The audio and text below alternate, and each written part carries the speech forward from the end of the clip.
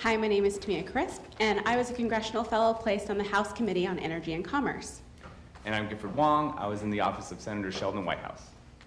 And people ask us what congressional fellows do in a do-nothing Congress, so we thought we would take this opportunity to talk about some of the things that we've done this year during our fellowship year. So like Olga mentioned, we are AAAS Science Technology Policy Fellows placed in offices of members of Congress or in committees. We learn about this legislative process, and sometimes that means writing the laws.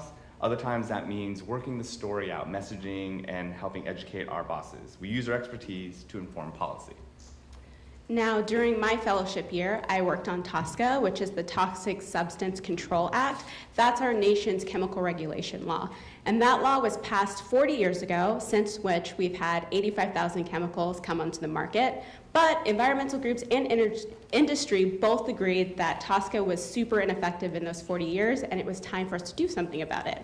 So shortly before I started my fellowship, they passed the Frank R. Lautenberg Act, which is TSCA reform, overwhelming support in the House, and shortly after I started, the Senate passed their version of the same bill.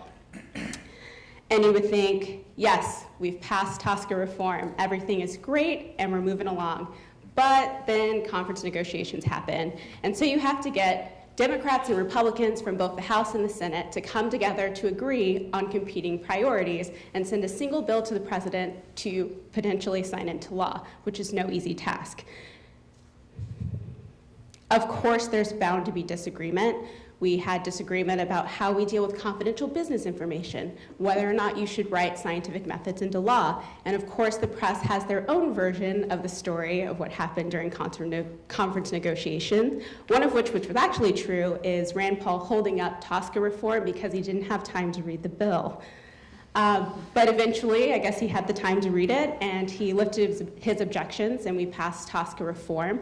I would point out that this bill is a compromise. So everyone had their own perspective on what should happen, and we compromised in order to bring a bill to the floor. There are mixed reviews about TSCA reform. Some groups were very excited that we were able to do something in 40 years. Other groups were very excited that we took the chance on TSCA reform, but felt like we should have been more aggressive in our reforms. They're not holding their breath on the next reform. But in the end, we were able to get a compromise bill out. But it's only one of the many things that we worked on as a committee. We work on safe drinking water, contaminated properties, and we really just can't wait 40 years to make progress in each of these areas. So as a congressional fellow, I got to work on Senator Whitehouse's Green Team. On their Green Team, we deal with energy, environment, and climate. He, my boss, likes to remind the Senate that climate change is occurring. We should all stop sleepwalking, and we need to act on climate.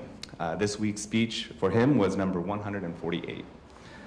My job in this office and in this position is 3 parts. I get the privilege of being the first pen, so I write the first draft of the boss's speech. And then within this capacity, I also get to make sure the boss is accurate, at least scientifically. And I imagine you're smiling at the 3rd job I have, which is to balance the lower left corner of C-SPAN and occasionally flip the signs. Outside groups who are also concerned about our environment and climate amplify the boss's message. I learned that, you know what, people actually do watch C-SPAN. Ultimately, my boss advocates for Rhode Island interests, but also science communities, and this focus benefits the nation. As with most things, communications must pass muster with objective third parties. My boss takes great pride in getting the science right. Obviously, most offices with fellows do the same. He also understands the importance of building trust with the science community. This helps keep our office well informed.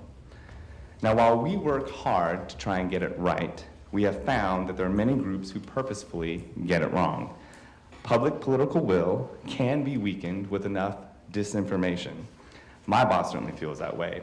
And he feels that this attack on climate science is eerily similar to previous disinformation campaigns, like lead paint, tobacco, and CFCs.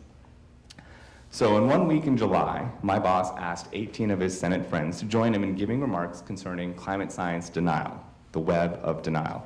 19 senators in all talking about climate change on the floor, and this was a first.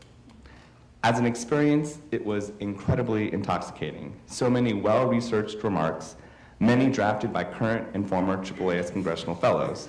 You can see how it kind of splashed on Twitter, and granted, I grabbed the positive messages, but there are some congressional fellows from previous years as well. Ariel from Senator Shaheen, Michael from Senator Franken, and that's engaging the extent and influence and legacy of this AAAS family. The message, of course, was simple. Climate change is real. It's important to shine a light on this web of denial. For example, in June, ExxonMobil claimed to support a carbon tax as a strategy to address carbon emissions.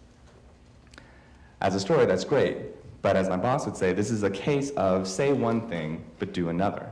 So in the lower headline, Exxon's supposed support of a carbon tax mysteriously leaves out lobbying the two authors of the Senate carbon fee bill, my boss being one of the authors. The upper headline talks about how we highlighted this web, and they want to be seen as independent, but they decided to come together and write a letter. So in 6 minutes, 2 stories, politics are local.